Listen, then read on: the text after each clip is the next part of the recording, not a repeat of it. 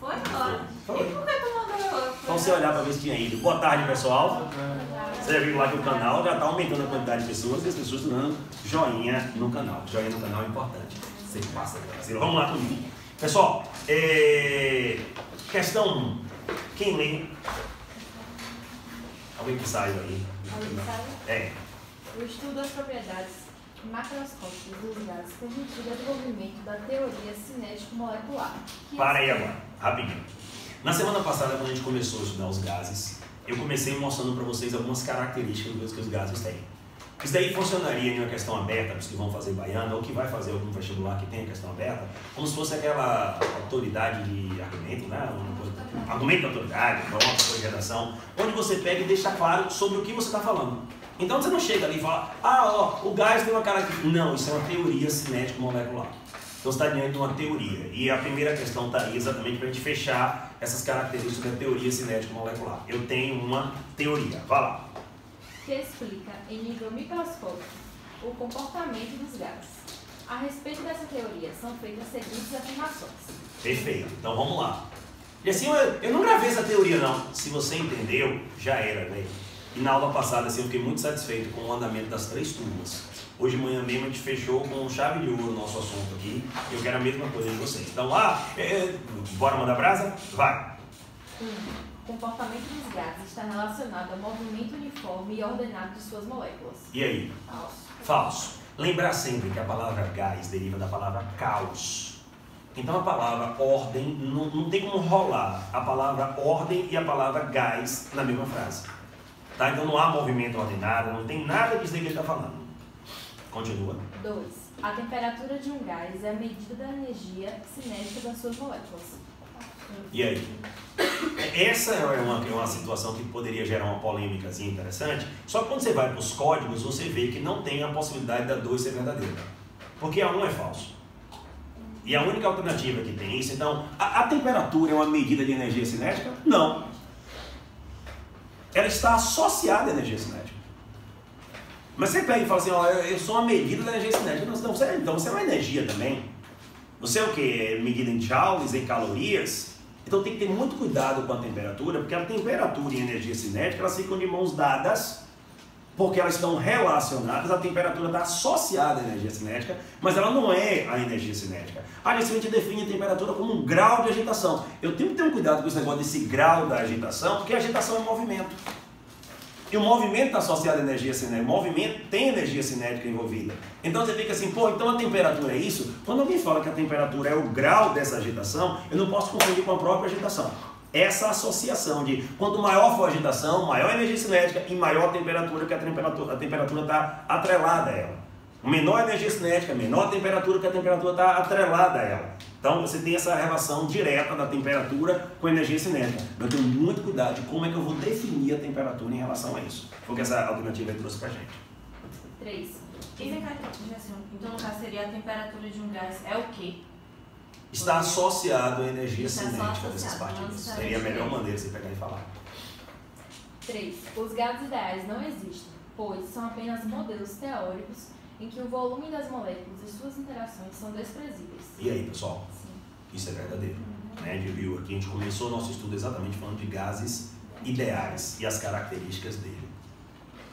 4. A pressão de um gás dentro de um recipiente está associada às colisões das moléculas do gás com as paredes do recipiente. E aí? Perfeito, né?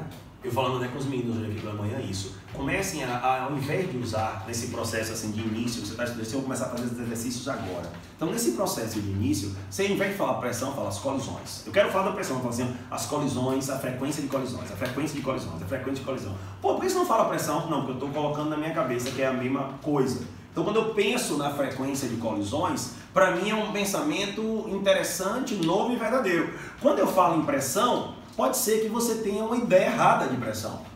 E se você tem a ideia errada de pressão, você acaba refletindo e repetindo aquela ideia errada que você tinha da pressão. Perfeito? Acho que ninguém tocou não. Eu vi uma batida, mas não sei se... Então, o Luca, deixa ele encostar no Luca, que eu acho que ainda vai chegar. Deve ser a Amanda. Aí. Falamos o nome da Amanda no Twitter. Olha. Aê! Ô Vini! Boa tarde, meu querido. Manda brasa, cadê? Questão... Sim, já foi? Questão... Chega mais, Vini. Questão 3 aí pra gente agora. Questão 3, boa. Outra pessoa que souber ler, quiser ler também para aparecer no vídeo, né? A sua leitura. Se não é melhor, ela que já mostrou que sabe. Vai, pode ser você. Pode. Tá. Quem tá lendo é Emily, viu, gente? Pessoal. Os gases possuem um comportamento característico, regido por algumas leis bem conhecidas. Perfeito, gente. Vimos na semana passada 3 leis. Boyle, Charles e Gay-Lussac. Mas a gente pegou e viu mais 2 transformações associadas também à quantidade de partícula. Não, aqui foi que bateu aqui. Deixa quieto. Com a estrutura, né, de mudança na quantidade de partículas. Então ele fala, leis bem definidas. Vamos mandar brasa agora nessa questão. Eu não lembro as leis, assim, ótimo. O que importa para mim é você pegar e ter dominado seu assunto. É isso aí que eu quero. Vá. Com base nessa afirmação e nos conhecimentos sobre a teoria cinética dos gases, assinado a alternativa correta. Tá. A. Quando comprimimos um gás a temperatura constante, a energia cinética... Dá só uma parada aí. Erro do aluno. Quando comprimimos um gás... Peraí, deixa eu ver se eu lembro do professor falando. Esqueça o professor falando. Isso aí já, nesse momento aqui já tem que ser uma coisa que pertence a você. Você lembra, eu tenho uma sala, tem partículas dentro dessa sala, que são vocês. Existe uma agitação de vocês colidem com as paredes e fazem o quê? Pressão. Bora analisar? Então a gente não analisa. Deixa eu ver se encaixa alguma coisa. A lei tem que seguir o que você já sabe. Quando comprimimos um gás, diminuiu o volume. A temperatura constante, não aumenta a agitação de vocês. A energia cinética média das moléculas aumenta. Opa, peraí. Aí agora tem um problema que não vou nem continuar. Tem como você pegar e mexer na temperatura ou manter a temperatura constante, a energia da cinética média das partículas vai mudar? Não. Porque a temperatura está associada a quem? A energia cinética média das partículas. Continua. B. O volume e a pressão de uma massa gasosa são diretamente proporcionais à temperatura constante. Mantenham constante a agitação de vocês. Reduz o tamanho da sala e a pressão diminui. Isso é verdadeiro?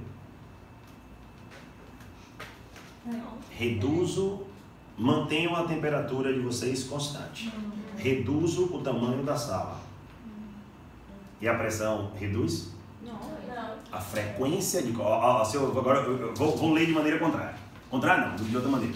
Reduz o tamanho da sala. A frequência de colisões aumenta ou diminui? Eu não falei pressão, tá vendo? A frequência de colisões ela facilita o processo. Você não marca isso. Assim, mas não sei de que lei é. Não precisa saber de que lei. Você sabe como é que a coisa já se comporta. Outra. C. A pressão constante. O volume de uma massa gasosa é inversamente proporcional à temperatura absoluta. Não pode mudar a frequência de colisões. Aumentei o tamanho da sala. O que é que vai acontecer com a frequência de colisões? Diminui. Para que não diminua, eu faço o que com a temperatura? Então eles são diretamente proporcionais. Estou gostando que está aparecendo agora vocês respondendo, tá vendo? Essa aula é aquela aula que você tem que ter protagonismo. Vocês têm que estar dominando tudo, só ficar fazendo pergunta, e vocês construíram tudo. Vão construir fórmula, dizer, só, mas vocês vão construir tudo. Perfeito? Vai lá. D.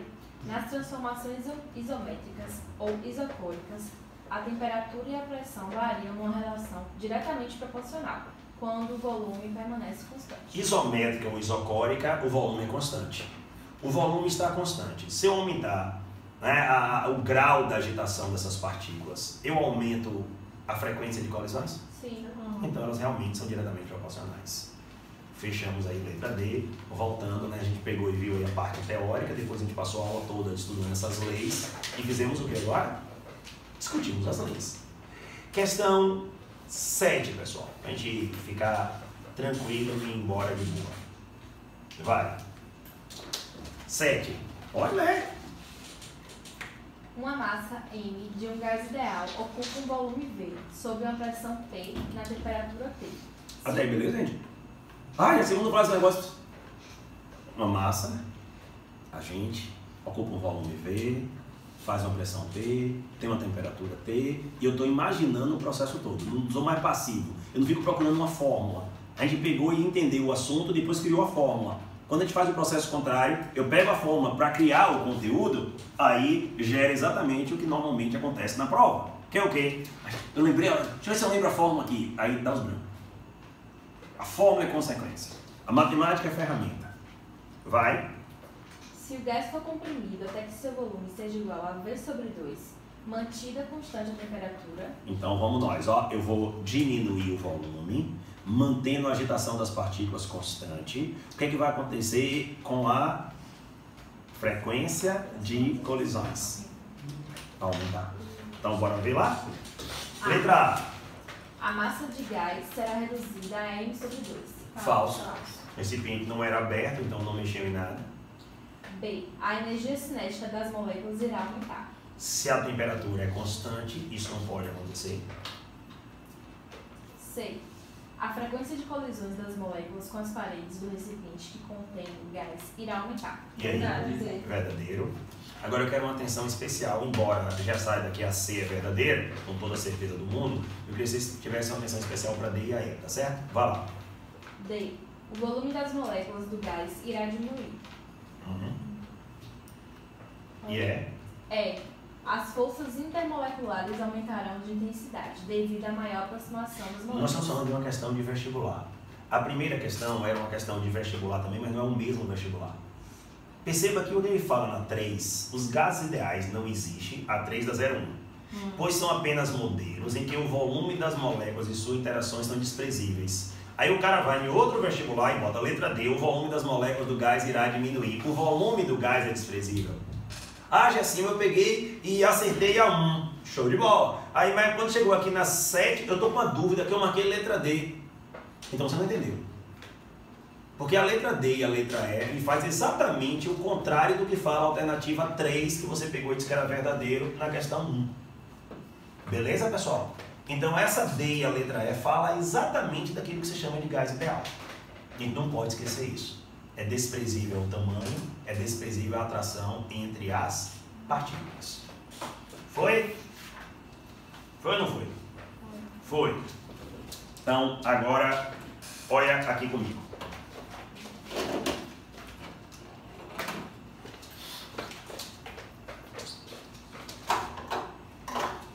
Na aula passada, nós falamos disso. Transformações. Nós saímos de uma situação, que eu chamei de situação 1, e íamos para uma situação 2. Então isso é uma transformação. E aí eu terminei a aula falando de uma lei geral para transformações gasosas. Perfeito. E essa lei geral foi assim. Quando um gás está em uma situação 1, tá certo? Um gás, uma quantidade de gás está na situação 1, ocupando um volume 1 a uma temperatura T1, ele faz uma pressão P1. Se você pega e muda ele para ele querer ser esse mesmo gás, mas eu posso considerar também que esse gás pode aumentar, porque pode entrar mais gás, ou pode sair se esse recipiente estiver aberto. Então N pode mudar. E esse gás passa para uma nova situação de temperatura, ele poderá ocupar um novo volume e poderá fazer também uma nova pressão. Erro de vício. É você começar você começar a fazer as questões de gases, e aí ó, escrever a formulazinha PVT, POVOTO, ou P1V1T1, P2V2T2. Onde é que está o problema? Você está treinando, chegar na hora da prova e esquecer quem? N. Escreva N, corte o N, mas beleza, escreva ele e você vai fazer, mas esse negócio aqui existe, eu tenho que pegar e pensar nele o tempo todo. Até aqui, beleza, gente? Isso a gente viu na aula passada. O que é que eu quero que vocês observem? Vê. Vocês concordam que isso daqui é igual a isso, que é igual a um P3V3, N3V3, que é igual a um P4V4, N4V4, ou seja, para todo gás, a relação P1V1N1T1 é constante. Nós chamamos isso de estado. Não estado no sentido de estado de agregação, mas de estado de condições. Eu tenho aqui o estado, as condições são essas. Aí nós temos a equação de estado para um gás ideal. Essa equação de estado para um gás ideal é o que nós chamamos de equação de Clapeyron. Vocês vão me ajudar aqui. Se P V sobre NT. Gessinho, você não botou P1, V1, N1, T1. Eu não vou mudar. Porque se eu mudasse isso aí para uma outra situação, isso não era estado, isso era o quê? Transformação. Eu não vou mudar. Então é aquela condição que está ali. Ó. Eu tenho uma pressão, eu tenho um volume, eu tenho uma temperatura e tenho uma quantidade de matéria. Tá, então você tem o quê? Eu tenho uma constante. E essa constante é R, que é a constante universal dos gases. Então olha o que você disse. Se tudo isso daqui é igual a uma constante, eu podia botar o R aqui, eu posso, na hora que eu quiser, sumir com uma das situações e pegar só aquela condição igual a R. Então, quando você pega isso daqui e aplica duas vezes, você acha isso. Só que a gente não vai fazer isso, aí vai cortar caminho. Porque eu vou pegar, aplicar, acho, aí depois eu pego, aplico de novo para achar outra coisa, corta logo que está igual, vê se tem dobro em alguma coisa, a conta fica muito mais rápida. Esse R, constante dos gases, deixa eu botar o valor dele no instante. Eu só vou escrever essa equação de uma maneira mais elegante e talvez mais conhecida de vocês. Então a gente conhece aquilo ali. E o interessante, de novo, a gente está falando interessante, mas por que é interessante? Ó. Quantas variáveis eu tenho? As 4 variáveis. Então eu pegar e pensar isso daqui só, é deixar aquilo ali meio que quebrado. Aí você não consegue perceber que aquilo veio disso. Ou isso daqui é aquilo duas vezes. Ou estava fazendo uma questão, assim, lá, aí ele pegou e me deu a pressão, o volume, a temperatura e perguntou qual era a nova temperatura quando a pressão fizesse isso. Aí o aluno faz o quê? Acha, joga naquela forma, acha N, aí depois joga de novo e acha a nova temperatura. Qual foi o que ele fez? Ele usou aquilo ali duas vezes, ao invés de usar isso aqui. Poxa, eu resolvi, deu certo, professor. Você podia ter cortado um caminho incrível. Até porque as temperaturas eram constantes, você cortava as temperaturas. Até porque o volume tinha dobrado, cortava o volume. Depois você ficou fazendo conta lá, ó, sem precisar. Esse R é uma constante universal dos gases, as provas trazem. Na lista, algumas questões vão trazer, outras eu tirei, ela trazia, mas eu cortei, também para você ir lembrando desse negócio, não precisa esquecer, tá? Mas ele vale 0,082, ó. ATM, ó, litro, ó de novo, mol, ok. Então você pegar uma pressão em ATM, seja ela qual for, associada a um volume que esse gás ocupe, em uma quantidade de matéria que esse gás tenha em uma temperatura, 0,082 a vida inteira. Agora, assim, ó, eu já vi R em milímetros de mercúrio. Veja só um detalhe. Troquei de ATM por milímetro de mercúrio. Tá aí, beleza? Mas olha que eu vou manter. Mantive isso e mantive isso. Na verdade, foi só uma troca de uma unidade, que é ATM para milímetro de mercúrio. E qual a diferença de um ATM para... um ATM equivale a quanto? 720. Então, se eu pegar aqui e multiplicar por 760, que é a conversão, é exatamente isso. Tá? Então, poxa, eu estava fazendo uma questão e eles deram o R, mas não pegaram e me deram em milímetro de mercúrio. Aí eu fiquei lá travado. Estou esperando que você pegue e multiplique. Até aqui de boa de novo. Ótimo. Então, lá vou eu.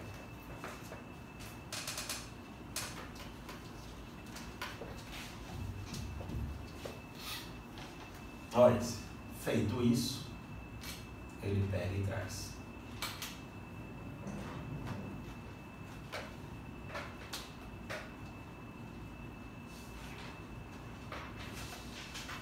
densidade de uma amostra gasosa. Quando eu calculo a densidade de uma amostra gasosa? A massa toda. Perfeito. Eu vou até pegar em outra coisa. A gente calcula a densidade de uma amostra gasosa do mesmo jeito que calcula a densidade de qualquer amostra. Você pega a massa e divide pelo volume. Pronto. Então o que é densidade?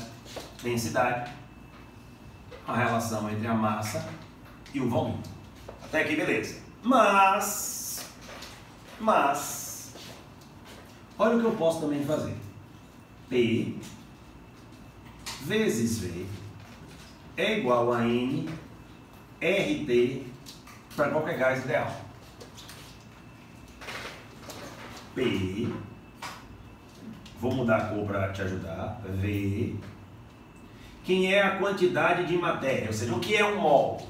Um mol a gente viu que é a massa de uma fórmula em gramas, não é isso? É a quantidade, mol não é a massa de uma fórmula em gramas, eu falei besteira, gravou até besteira. O que é um mol? Um mol é a quantidade de matéria que equivale à massa de uma fórmula escrita em gramas. Então, se eu tenho 2 vezes a massa da fórmula escrita em gramas, eu tenho 2 mols. Se eu tenho 3 vezes, então o que é mol? Um mol é você pegar a massa que você tem e dividir pela massa da fórmula escrita em gramas, que a gente chama de massa molar. Já o nosso próximo assunto é cálculo, não está de boa, então para chegar em cálculo, tá? R e T. Então o que eu vou fazer agora? Ó, vou manter o M aqui, vou passar o V dividindo, vou manter o P aqui, que vai multiplicar a massa molar, e o RT vai passar a dividir. Quem é massa sobre volume? Ele está dizendo para a gente assim. A densidade é uma relação entre a massa e o volume. Mas se eu tiver um gás, eu não preciso te dar nem a massa nem o volume. Eu posso te dar a pressão. R é uma constante. Eu te dou a... E a massa molar para um gás também é constante. Você não tem como mudar a massa da fórmula dele. Então, a densidade, ela depende da pressão. Quando a pressão aumenta, a densidade também aumenta. A densidade depende da temperatura.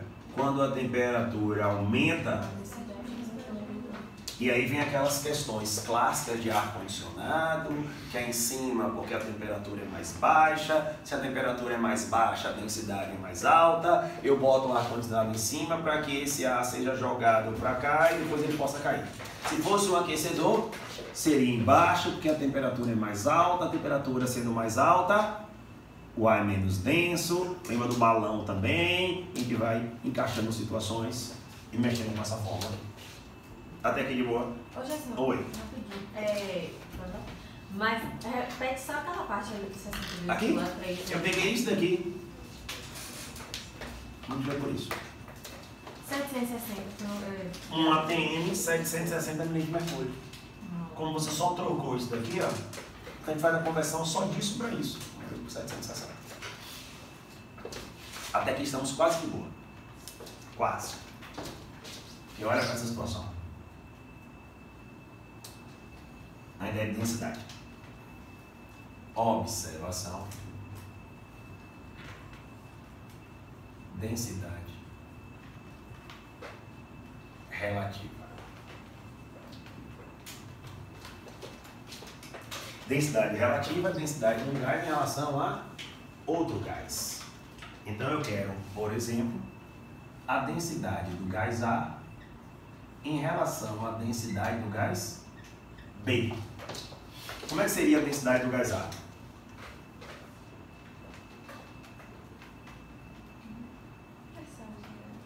Pressão a qual A está submetido, sim. Massa molar de A. A constante vezes a temperatura de A. E de B? A pressão de B. Massa molar de B. A constante. E a pressão de B. Temperatura de B. Você entende que eu posso ter dois gases diferentes em locais diferentes? Você entende que eu posso ter até o mesmo gás em locais diferentes? Que nesses locais diferentes a pressão seja diferente, a temperatura seja diferente, e aí você pegar e cortar, ó, corta Rm, que é o mesmo gás, Rn, que é o mesmo gás, você encontrar a relação que tem entre as densidades em Vênus e o outro em Plutão, sabe? Mas poderia ser também tudo diferente. Mas a situação que mais aparece é pegar dois gases que estão no mesmo recipiente ou no mesmo ambiente. Aí, ó, o que é que vai acontecer? Se eles estão no mesmo ambiente, estão a mesma temperatura. Tchau, temperatura. Se eles estão no mesmo ambiente, estão submetidos à mesma pressão. Tchau, pressão. R é igual para os dois. Tchau, na verdade R é igual para todo mundo, né? Então vai ficar o que só? A relação entre as densidades dos gases A e B é a mesma relação que existe entre as suas massas molares, ou seja, a massa molar de A e a massa molar de B. Isso é quando eles estiverem no mesmo ambiente. Exatamente. Uma situação importante aqui, se não está no módulo de vocês, na listazinha de vocês, vocês fazem a questãozinha assim. Olha o que eu tenho. Eu tenho aqui uma bexiguinha. Eu tenho aqui outra bexiguinha. E essas duas bexigas estão imersas no ar. Eu boto aqui um A todo maiúsculo, para não ficar parecendo que é argônio, tá? Então tá lá. O que é que eu botei aqui? Aqui eu botei hélio. E aqui eu botei CO2. A gente sabe que quando você tem materiais em um fluido, esse fluido permite que os materiais mais densos eles possam descer, os materiais menos densos eles podem subir. Por isso, dá para a gente pegar e fazer uma análise disso? Dá. Primeira coisa, bora fazer uma análise disso daqui. O ar é uma substância ou o ar é uma mistura? Mistura. Se o ar fosse só nitrogênio, a massa do ar seria 28 gramas por mol. Se o ar fosse só oxigênio, seria 32 gramas por mol. Você vai me ajudar agora, bem ajudado mesmo. E se fosse 50% de cada? Você concorda que cada um contribuiria de igual forma? E essa massa tinha que ser uma média dos dois? Entre 28 e 32, seria quanto, Flavinho? 30. 30 então é se tivesse 50% de cada. Mas nós sabemos que na atmosfera tem mais nitrogênio do que oxigênio. Então essa massa tem que estar mais perto de quem? Do nitrogênio. Se for 28, está errado. Perfeito? Aí o valor, aí não tem como você esquecer mais. É aproximadamente 29. Tranquilo? Porque está mais perto do nitrogênio. Mas poderia ser 29,5, poderia ser 28,7. O legal é ele é aproximadamente 29. Então você pensa assim, ó, se fosse igual 30, assim, ele não deu na prova e precisava saber, não é 30, não é 28, qualquer coisinha aí entre 30 e 28 tá de boa pra gente, vamos de 29 mesmo. É a média dos dois. Exato, a média ponderada. Porque eu tenho o quê? Isso. Eu tenho 80% desse e 20% desse. Já continha está bem próximo. Vamos lá agora. O hélio, ele tem uma massa molar de 4 gramas por mol. E o CO2 tem uma massa molar de 44 gramas por mol. O que é que vai acontecer com o nosso amiguinho hélio? No ar. Hã? O balão vai subir. Então esse balão aqui, ele vai subir. Questões típicas de hidrostáticas. Né? Então é a mesma coisa. Teve um momento que a baiana, na verdade não era nem baiana, era católica, pegaram e fizeram uma prova toda, onde era um balão subia, balão descia, balão subia, balão descia, e aí fazendo um maluco. Quem treinava muito situações de que o barco estava no negócio e o barco não afundava, porque o empuxo, e aí de repente ele começou a largar balões. Está no fluido como outro qualquer. E esse daqui? Vai descer. Por assim, por que nas festas o povo bota durex? Prende o CO2 lá em cima. Você entende que qualquer gás que a massa não fosse aproximadamente 29, ele subiria? Então eu não preciso pegar e colocar ele no centro. Eu posso colocar qualquer coisa mais leve do que o ar. O metano tem massa 16. Eu posso botar metano? Suspeito, inclusive, que estavam enchendo balões em São Paulo de festas com metano. E o metano é inflamável. Então ele é mais leve, mais leve. Eu paguei aqui, cheio de hélio, ó, tudo aqui acaba no teto. Mas altamente inflamável. Até aí, beleza, pessoas? Tranquilinho mesmo. A gente vai dar uma pausazinha aí. Pausa.